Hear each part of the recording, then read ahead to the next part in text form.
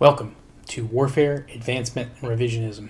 My name is Preston Floyd, and I, as always, am your host. Today's episode is not going to be a continuation of our study of human prehistory.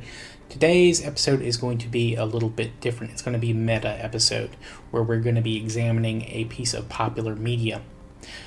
I've decided to do these episodes to basically give myself extra research and scripting time for our main episodes. These meta episodes are going to be kind of bonus and supplemental content. This basically allows me to keep putting out regular episodes while I do research on our main episodes. So hopefully that will give me fewer free weeks where you guys don't have anything. That being said, I have had some feedback from the first few episodes, and I will be responding to those on the main episodes once I start those again, which will probably be either next week or the week after. I haven't 100% decided yet. Whatever I do decide to do, today's episode is going to be focusing on a video game called Ancestors: The Humankind Odyssey. Now, as all good children of the 1980s, I have played an inordinate amount of video games on several different consoles and PCs. Now, most of those games I played did not have a huge amount of historical or educational value, but some did, and this game would fall into that category. Ancestors: The Humankind Odyssey was released on August the 27th, 2019 on Windows, Xbox One, and PlayStation 4.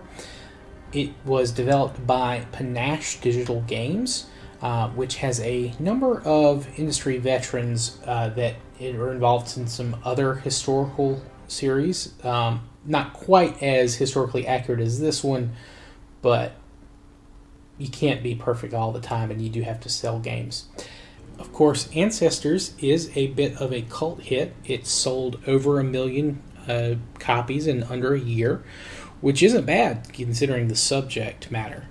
Now, in this game, you play as an avatar or a kind of representation of an earlier hominid evolution. I guess concept-wise, you start as sort of the missing link. It doesn't have a true scientific name. But as you progress through the game and pass time, you begin to evolve into earlier versions of hominids. I think you go through 4 different evolutions before you kind of complete the game. Now, I myself have played about 30 hours, but I haven't gotten too far. I've just kind of been sidetracked with just kind of learning how to play and just mess around, having fun with it. So I've only been through the first 2 evolutionary stages.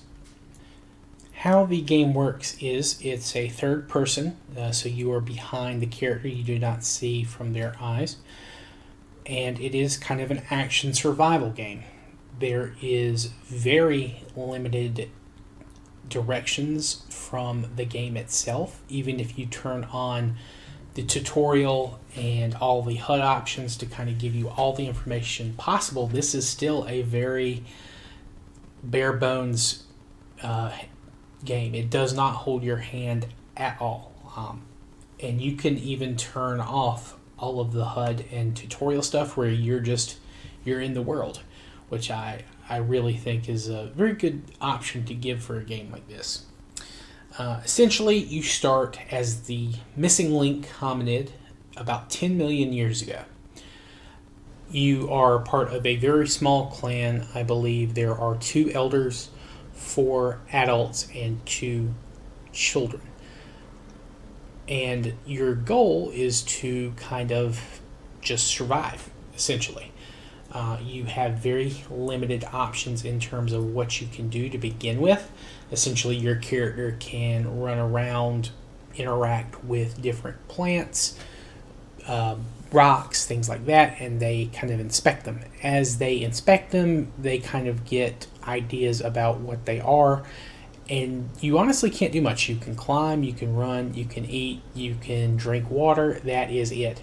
However, after a little bit of time, you begin to kind of, I guess, unlock certain abilities, but you don't actually you aren't actually able to use them until you kind of rest for the night and you kind of ruminate, I guess, on what you have learned during the day. And eventually, your character can, instead of just picking up an item in one hand, it can use both hands.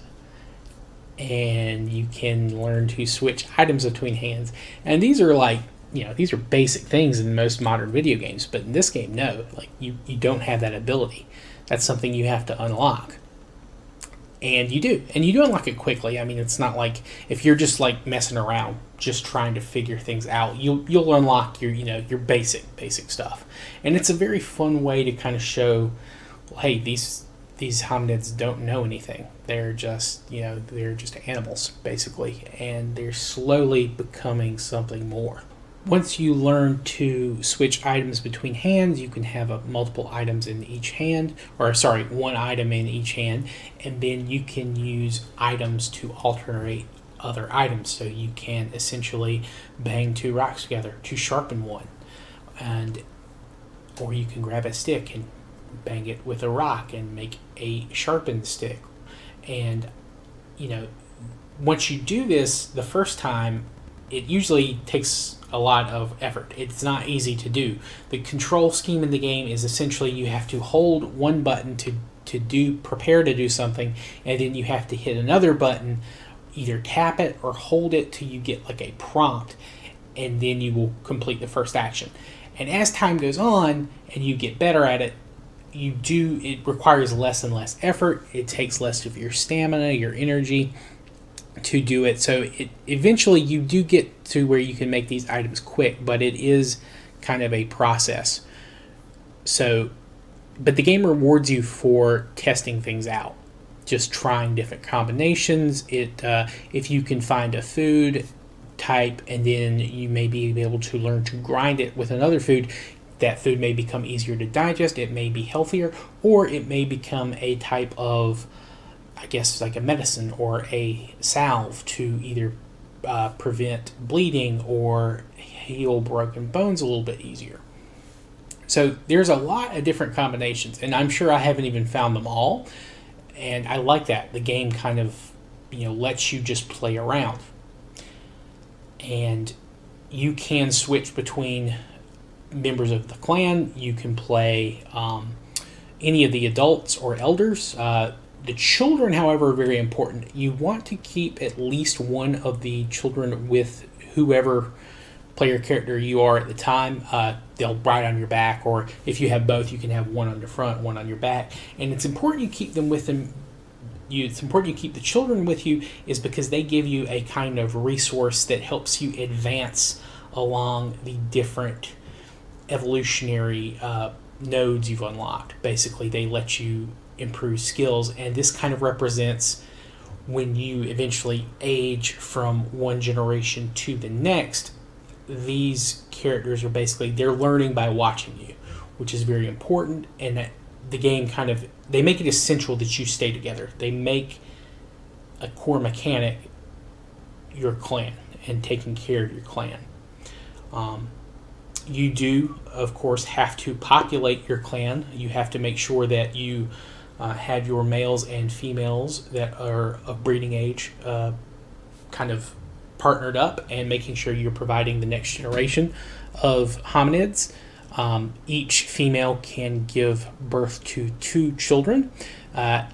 If you are unlucky and you just have the one male, you do have to kind of establish a partnership by grooming one female, and then once you've, impregnated one female 2 times, you have to switch off. It's kind of a scummy thing to do, but hey, you got to let the species survive. You can also get lucky, and you can find other hominids just out in the wild. They're loners. You can give them food, or if they are injured, you might be able to find a type of resource that they need to survive and kind of get them to join you. And that's another way to increase your numbers. Another thing, of course, you have to watch out for is predators. There are a ton of predators, and they will come at you fast.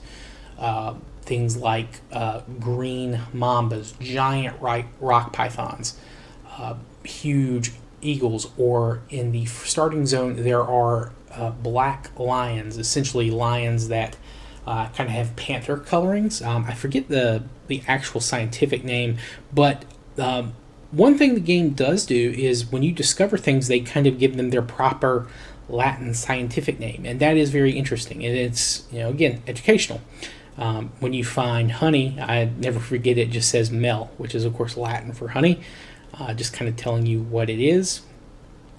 And you can observe animals killing other animals. Like if you're up in the trees, you can see a warthog run over one of those snakes, or you can see one of the saber-toothed cats devour a warthog, or a rock python grabbing one of the saber-toothed tigers and crushing it in its kind of body. So it's very fun. It's kind of a nature simulator slash, they're very much a survival sim. One thing that the game does do that's a little fantastical is you can find meteorites that fall from the sky, and if you find them, basically you get kind of reinforcement points, is what they call them. Essentially, these will allow you to, I guess, solidify skills you're carrying over to the next generation. So you make it so that you don't have to relearn certain skills. You can say, okay, this next generation, they're keeping this. Absolutely. I'm not going to lose. I'm not have to learn how to stand up again or, walk upright. So that's a very fun mechanic, although it is obviously not historically accurate that meteorites allowed us to evolve faster. That's just kind of a magical realism part of this game, which, I think a video game does need some elements of that, even a realistic one. Now, time progression in this is a little odd. So you control your character during a day, but obviously you can't control a couple of million years, even if you sped through the game. So essentially what you do is you of course want to kind of explore, kind of develop your characters as much as you can, make sure that everyone in your clan has at least one child to kind of carry over to the next generation, and then you kind of do a generational leap. Basically, it jumps the game 15 years. Eventually, you get a prompt to do what's called an evolutionary leap. Essentially, it kind of ranks everything you've done in terms of tools produced, foods eaten, animals seen, all that kind of stuff, and it jumps you forward however many years that you've, I guess, accrued in terms of experience. You can lose years. If you lose a member of your clan, it's a very big penalty, as opposed to adding people to your clan it's like less than half of what you gain from losing someone. As time goes on, your area that you're living in, you begin to lose resources. You're kind of overeating, and you have to establish a new, a home for your clan. There are a few different zones. I've only done the first couple. I've done the kind of the hidden waterfall oasis, which is your first area. That's a very jungle-esque place. You run into alligators, those giant pythons I was talking about. Just a whole bunch of things. You then kind of go to a more of a savanna and less jungly, just more tree-like, and then eventually you kind of get to a desert, and then I understand you get to like the ocean, like on the coast somewhere. But again, you won't be changing your home too often. You do want to kind of make sure you have enough food or have gotten basically everything you can from an area before you feel the need to move on. And the reason I recommend that is, even if you've already gotten the accrued experience to evolve to the next stage, you definitely want to be comfortable with the game mechanics before you move to the next league, because you're not just changing area, you're also changing species. And while they play mostly the same, there are some differences. In the second area, I know the saber-toothed cats are much more dangerous, at least it felt like to me, than they were in the first area. There's a little bit less cover you can kind of get, so it's a different game. I can tell that each area is a lot different, and your avatars, while you build on your abilities, you are, of course, going to have to change how you play. When it comes to protecting your characters, sharpened sticks, the way to go. That's about the only option you have. You have sharpened sticks and choppers, which are, of course, chipped rocks. There isn't really an option, at least so far, where you are actively hunting anything. You're generally just looking for, plants or vegetables or things like snails or like a fishing hole to get food, and you have a stick with you just in case you're kind of attacked on the way. The way you defend yourself is you basically have to hold a button, and you basically pick, all right, am I going to dodge or am I going to try to counterattack? So you have to hold the button, pick the direction you're going. If you want to attack, you have to push the direction towards the enemy that is attacking you, which you may not always see. So if you don't see an animal, you need to just move and just hope you're lucky, because there's a lot of animals that will just kill you instantly if you take too long or don't have anything to defend yourself with.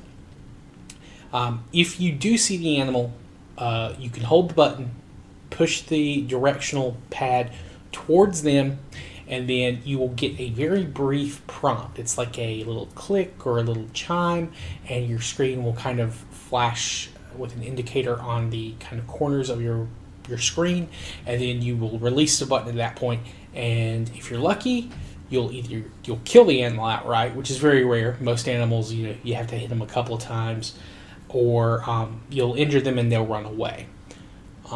If you do get lucky and kill them, you can, of course, proceed to butcher them, chop their meat off, and eat them, or possibly grab some bone resources, like a bone club, which is not a bad weapon. It's rarely lethal, but it's pretty good defense. It doesn't break the way a stick does. Speaking of butchering, you are not able to eat all the food in the game at first. Or I should say, you can eat it, but it may not be good for you. There are some mushrooms you can get very early in the game that will make you sick. You can find giant eagle eggs very early near your starting zone. You can eat those, but they're not good for your character. But you do need to try and eat them to kind of build up a tolerance. Eventually, you'll unlock that neuron. I think you also always have like one of the children in your clan always has like a gene that has that kind of ready to go. So you can kind of unlock that instantly when you hit that second generation. So you can like speed through and get that. But I like, testing out and just kind of getting some reinforcement points early. That may not be the optimal way to play, but that's at least the way I tried to do it. So I'm just going to go kind of over a list of just general things about the game that I think are good, and then I'm going to go over some things that I think could be improved on, at least so far as I've seen. First of all, the music's great. The controls are decent. There are some things I feel like they could be slightly improved, but when you are in the trees kind of swinging or in the early game, that's very fun, and it works well once you know what you're doing. And that's kind of the thing. Once you learn the controls and your character has some of their more important, or I guess some of their later motor skills, it plays really well. And I can see that they did that to kind of show, obviously, progression. Like, it makes you feel like you are advancing. and that's powerful. That's important. That's good game design. So once you learn the controls, I think you will appreciate them, but it may be kind of hard to get into initially. So just keep that in mind. It may take you a little bit, but once you learn the controls and you understand what they're trying to make you do, I think you'll appreciate them the same way I do. The graphics are good. I had a little bit of just some weird kind of graphical glitches. That may be my computer, though. I should get it on PlayStation because I feel like it'd be a good game to try to get some trophies on. But again, aside from a few small glitches, it looks fantastic. The water is fantastic. The kind of character models for your avatar's faces are really expressive. They make you feel like this could have been like an ancient hominid or even just a really well-designed chimp, honestly. So yeah, I think the progression feels good. The controls, once you get used to them, are intuitive. They make sense for how the game is designed. Graphics are good. Music's good. The progression, I wish they did a little bit better job explaining how that works. It does tell you, like, okay, you've unlocked these neurons. And, well, okay, I've unlocked the neurons. Why do I need this neural energy? It's like you've unlocked them, but now you need to connect them to your kind of brain. So it doesn't do a great job of explaining you need to take children with you, at least initially. I think eventually you'll kind of get that. Or maybe I just skipped the tutorial, didn't read it right, but I do think it could do a better job in some of that areas. But that said, I think it's meant to be a hard game, so I'm okay with it not holding your hand. Also, while the music is really good, I think you do need to turn it down to play properly because the game does have a lot of audio cues. And if those the music's too loud, you may not be able to hear the cues because they're very brief, like snaps or chimes or clicks. And there's a visual cue, but those are not necessarily as good as the audio cues. So, that's just something to keep in mind. It's a recommendation. At least until you get, your timing down, you understand what you're dealing with, then you can turn the volume back up on the music. But overall, it's a solid game. It's really fun.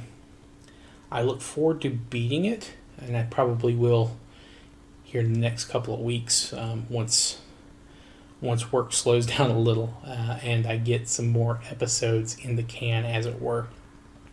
In terms of things that I think could be improved or I didn't necessarily like, there's not a whole lot.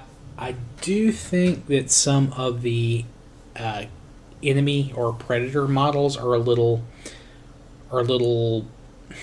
cheap, for lack of a better term. I understand, video games, you're gonna have enemies that look the same but just be different colors. You're gonna have a red shelled turtle or a green shelled turtle, and you run into that here. And they do okay with maybe having them have different colored fur and maybe a little bit more hair in different places, things like that. But they look and move the same, and also none of them really look well animated compared to the human figures. The saber-toothed cats specifically, they look like they're low polygons, and the hyenas look weird as well. I don't know if that's supposed to be just like an artistic choice on what they would have looked like at that time, but they don't look great, especially when you compare it to the ancestors. Basically, they just look a lot cheaper. It's like a different game almost. Now that may just be an artistic choice. It may be that they just didn't have the staff to do the rest of that well, and that's fine. Again, this is a smaller company. This is, I think, their first big game, so I'm not going to ding them too hard for it. It's still a very fun, very rewarding, challenging game, which is sometimes hard to come by in the market these days if anyone else kind of follows along with, I guess, video games in general. So that being said, I guess on a scale from 1 to 10, I'd give this a solid 8. it's fun. I would recommend it, especially if you're interested in kind of, evolutionary theory. This obviously doesn't get into the bones of it, but it's kind of like an interesting what if of how we evolved. And I hope, and I don't know if this is going to be the case. I do hope that as you kind of progress down the evolutionary chain, you can be a little bit more aggressive. I'm tired of being prey all the time. I'd like to, be able to have like a whole group, which you can travel in groups. Like you can get your whole clan together and kind of all march together, but you're all just kind of, you can intimidate your predators, and you can hope you get lucky when you get attacked, but there's a very good chance you're going to get taken out, at least one of you, by a predator. I hope in the later game it's a little bit easier with a group of you to defend yourselves, or to at least attack predators while you go for some smaller prey. But we'll see. Again, it's a solid game. I enjoyed it. I recommend it, especially if you're interested in the subject, or if you want to maybe get a child or grandchild or younger sibling into it. Show them a game that might get them interested in the subject. So yeah, I hope everyone enjoys this episode. Again, this is just kind of something for me to do that's kind of quick and easy while I script and plan out our more in-depth episodes. These will probably change a little bit in format. I think I'm going to do movie reviews. I'm going to do some book stuff too later down the line. These are the type of episodes I'd like to have some guests on. And I may have someone for the next meta episode, which is going to be Quest for Fire. I don't know. I'm waiting to hear back from someone right now. And then if they don't work out, I may ask a couple of other people. We'll see. Regardless, though, I hope you've enjoyed today's episode of Warfare, Advancement, and Revisionism. You can reach me with any feedback or questions at waradrevpod@gmail.com. That's waradrevpod@gmail.com. Thank you for listening, and I hope you have a good rest of your day. Goodbye.